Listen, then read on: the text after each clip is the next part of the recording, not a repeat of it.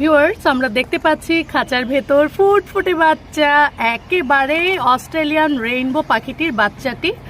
So এখানে 3টি বাচ্চা আমরা দেখতে পাচ্ছি এবং মা পাখিটি এলোমেলো ঘোরাঘুরি করছে। এই যে এখন চলে এসেছে মা পাখিটি, কারণ মা পাখিটি ভীষণ রকম ভয় পায় যে আমরা যখন এই খাঁচার খুব কাছে আসি মা পাখিটি কিন্তু একেবারে ঠোকর দেওয়ার চেষ্টা করে।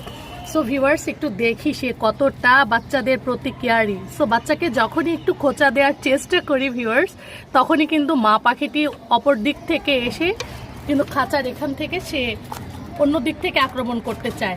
সো ভিউয়ার্স, আমার ভীষণ ভয় লাগে আসলে ওই মুহূর্তটি। তো পাখি কিন্তু এদিক সেদিক করছে উপরে ওঠার জন্য। সো ভিউয়ার্স, এই যে দেখুন পাখিটি কিন্তু উপর থেকে ওঠার চেষ্টা করছে। এই খাঁচাতে দুটি পাখির বাচ্চা ফোটানোর জন্য দেওয়া হয়েছিল, দুটি হাঁড়ি দেওয়া হয়েছিল, কিন্তু একটি হাঁড়ি পুরা ফাঁকা করে দিয়েছি এই জন্যই যে পাখিগুলো বাচ্চা ফেলে